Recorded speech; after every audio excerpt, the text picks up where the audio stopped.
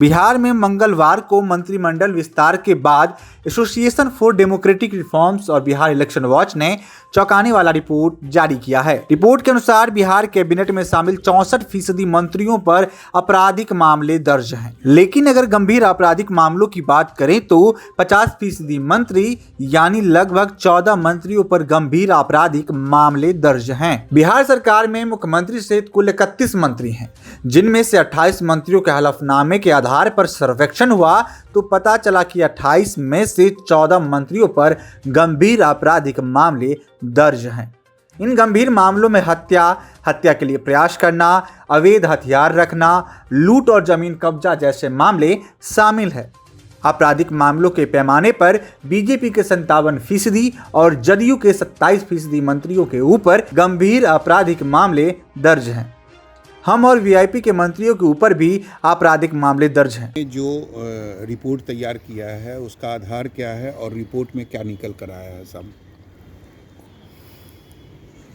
Association for democratic reforms मूलतः हलफनामे का विश्लेषण करती है और पब्लिक डोमेन में जारी करती है। बिहार के मंत्रिमंडल विस्तार में अभी जो नई सरकार बनी है तो उसमें कुल 28 मंत्रियों का हम लोगों ने विश्लेषण किया है, एडीआर ने विश्लेषण किया है, जिसमें 64% सामान्य अपराध के मामले वाले मंत्रिमंडल में शामिल हैं और 50% गंभीर धाराओं के तहत जिनके ऊपर मामले चल रहे हैं उनको शामिल किया गया है। तो इस प्रकार से हम देखते हैं कि करीब सारे लोग इसमें उसी प्रकार छवि के लोग शामिल हो गए तो हैं। 28% 50% जो गंभीर मामले हैं वो किस तरह के मामले हैं? बहुत गंभीर मामले हम उनको मानते हैं जिनके ऊपर हत्या के प्रयास, अपहरण, आर्म्स एक्ट, इस तरह के जो गंभीर मामले चलते हैं उनको हम गंभीर धाराओं के तहत मानते हैं। दरअसल दो प्रकार के मामलों को हम लोग उसका वर्गीकरण हम लोगों ने किया है। एक सामान्य मामला जो वो प्रायः तर्क दे के बचते रहते हैं कि धरना प्रदर्शन, जुलूस या राजनीतिक विरोध प्रदर्शन में इस तरह के झूठे मुकदमे दर्ज हो जाते हैं, एक उनका कैटेगरी है। और दूसरा हम लोग कैटेगराइज किए हैं जिनके ऊपर गंभीर धाराओं के तहत मामले चलते हैं। मोहम्मद जमा खान को लेकर जो जानकारी सामने आई है वह चौंकाने वाला है। कैबिनेट में दागियों के शामिल होने पर नीतीश कुमार खुद बेहद गंभीर रहे हैं। कैबिनेट में स्वच्छ छवि वाले चेहरों को ही शामिल करने की परंपरा उन्होंने बरकरार रखी है, लेकिन मोहम्मद जमा खान के ऊपर कई आपराधिक मामले दर्ज हैं। कई मामलों में कोर्ट ने उनके ऊपर संज्ञान ले रखा है। खुद विधानसभा चुनाव में जमा खान की तरफ से जो शपथ पत्र दायर किया गया उसके मुताबिक उनके खिलाफ आईपीसी की धारा 147, 148, 149, 323, 324, 327 के तहत मामले दर्ज हैं। हत्या की कोशिश जैसी 307 का गंभीर मुकदमा भी उनके ऊपर चल रहा है।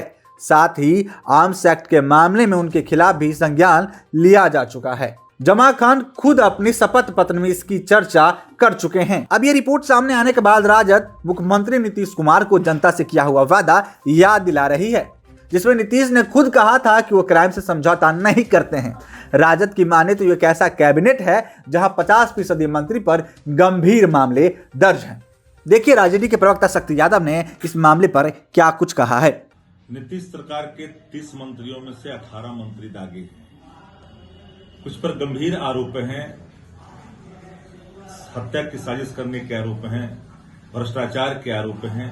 इन सभी आरोपों से लवरेज 18 मंत्रियों को लेकर करके नीतीश कुमार जी बिहार को कैसे संभालेंगे? 3 सीट पर कंप्रोमाइज नहीं करने का दावा करने वाले नीतीश कुमार जी से बिहार की जनता जरूर जानना चाहेगी कि आपने आखिरकार ये कंप्रोमाइज कैसे किया? एक साजिश के तहत आरोप लगे थे तेजस्वी यादव जी के प्रति, तो आपने पूरी गठबंधन ही तोड़ डाली थी और भारतीय जनता पार्टी से हाथ मिलाया था। उन दिनों को बिहार की जनता नहीं भूली है। मेवालाल चौधरी पर आरोप लगने के बाद आपने इस्तीफा लिया था। कई लोग बसपा से आपने ला करके मंत्री बनाए, उन पर गंभीर आरोप हैं।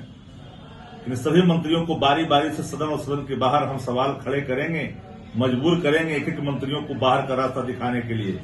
2 बातें एक साथ नहीं चल सकती नीतीश जी। आप क्राइम से, कम्युनिज्म से और करप्शन से कंप्रोमाइज न करने की झूठी दलीलें जो देते हैं उसको बेनकाब भी करेंगे और इन मंत्रियों को इस्तीफा लेने पर मजबूर करेंगे। एक साथ दो बातें नहीं चलेगी नीतीश जी।